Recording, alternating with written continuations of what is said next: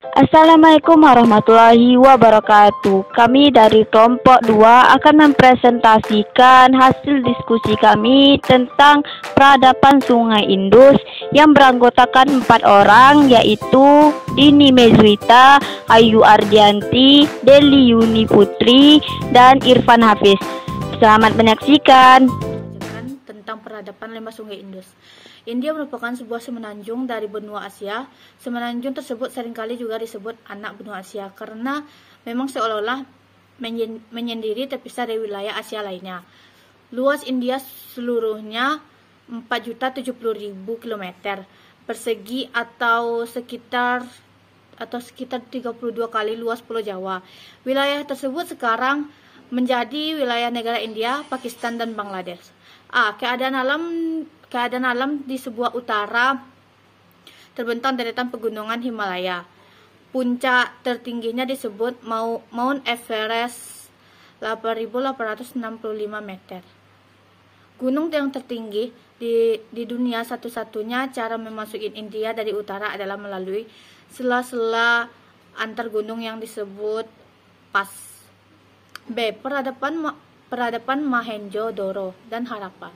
Sebelum bangsa Arya memasuki India Utara, ternyata di lembah Sungai Indus atau Sindhu berkembang peradaban kuno yang tinggi nilainya.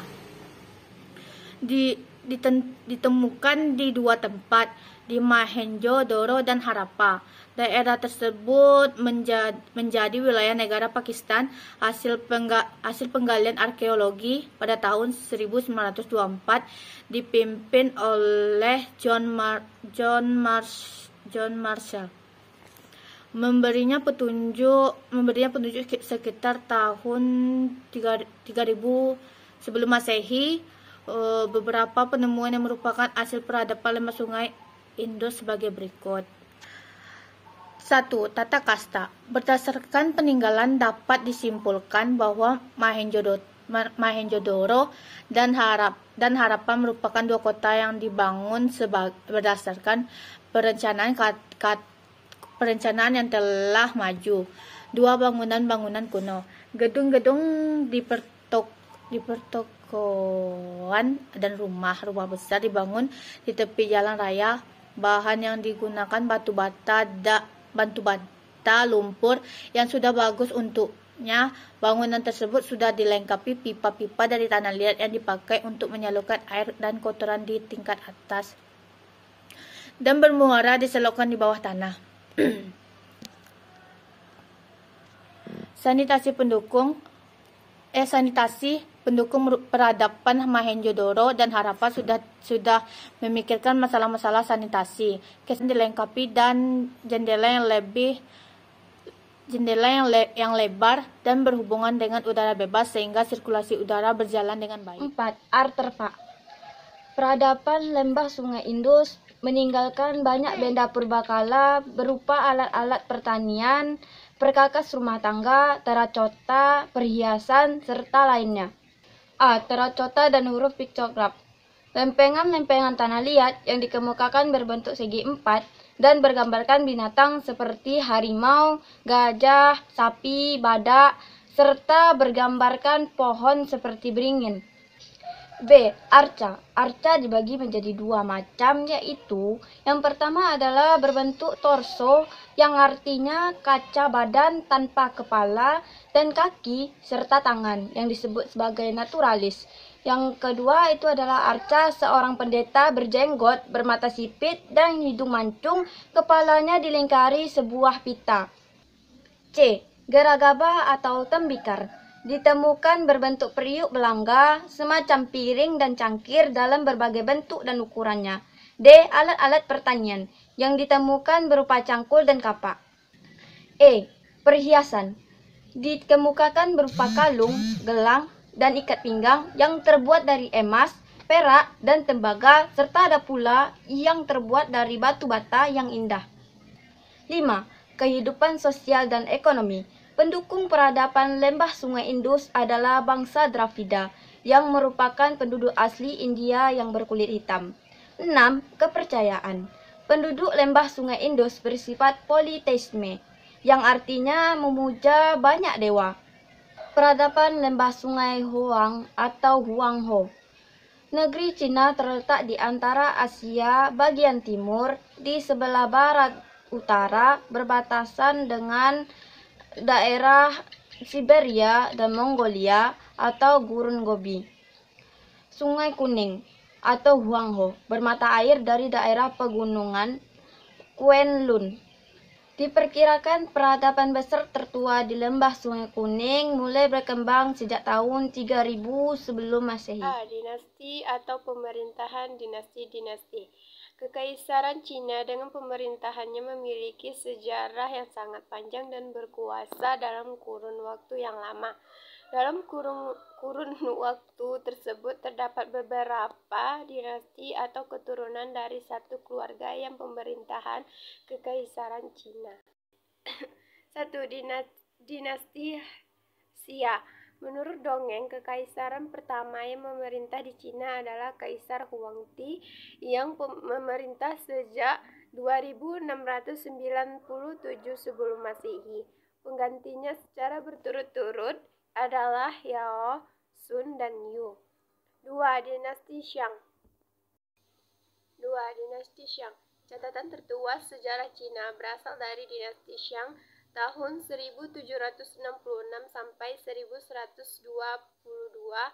Sumber sejarah dinasti Shang tertulis di atas berjara perunggu, tempurung kura-kura, dan tulang-tulang binatang. 3. Dinasti Zhou. Dinasti Shang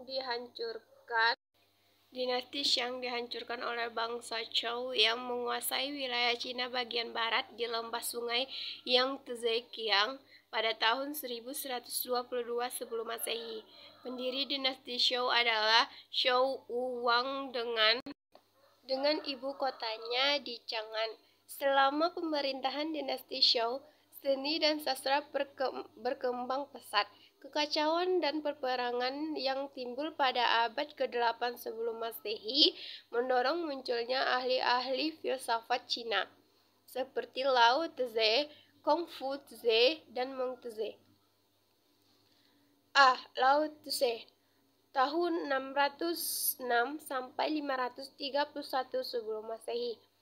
Ajaran Lao Tse tercantum dalam buku yang berjudul Tao Te Ching. Menurut Lao Tse, dalam kehidupan ini ada semangat keadilan dan kesejahteraan yang kekal abadi yang disebut Tao. B. Confucius tahun 551 sampai 478 sebelum Masehi.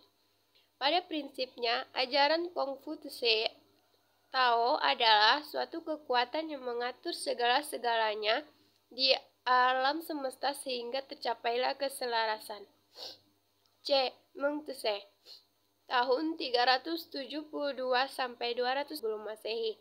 Meng Tse adalah seorang murid Confucius. Akan tetapi, ajaran Meng Tse dikenal dengan sebutan Menaus, bertentangan dengan ajaran Konfusianisme. Bila Confucius mengutamakan ajaran kepada kalangan istana, maka Meng Tse rakyatlah yang terpenting. 5. Dinasti An. Dinasti An mulai memerintah sejak tahun 202 sebelum Masehi. Dinasti An adalah seorang raja yang bernama Cao Zhou. Pusat pemerintahan dinasti An terletak di Chang'an. Raja terbesar dinasti An adalah An Wuti 140 sampai 87 sebelum Masehi. Wilayah kekuasaannya sampai di Korea, Manchuria, 6, Siu-Yang, dan Tartar Barat. 6. Dinasti Tang. Raja terbesar dinasti Tang yaitu Li Shih-min dengan gelar Tang Tai Sung. Di bawah pemerintahan Kaisar Li Shih-min, China menjadi kerajaan yang lebih megah daripada zaman dinasti An. Tang Tai Sung bukan hanya mampu mempersatukan kembali negeri Cina, akan tetapi juga berhasil meluaskan wilayahnya sampai keluar Cina. 4. Dinasti Qin. Dinasti ini beribu kota di Handan. Raja terbesar dari dinasti ini adalah Deng yang bergelar Shi Huangdi 259 sampai 209. Ia menghapus sistem pemerintahan feodal lokal dan merubahnya menjadi pemerintahan sentral listrik terpusat. Kerajaan dibagi menjadi 36 provinsi yang dipimpin oleh seorang gubernur dan bertanggung jawab kepada kaisar. Oleh karena itulah ia memerintahkan untuk membuat jalan-jalan besar yang menghubungkan pusat dan daerah. Sekian dari presentasi kelompok 2. Mohon maaf apabila ada kesalahan kata. Terima kasih. Wassalamualaikum warahmatullahi wabarakatuh.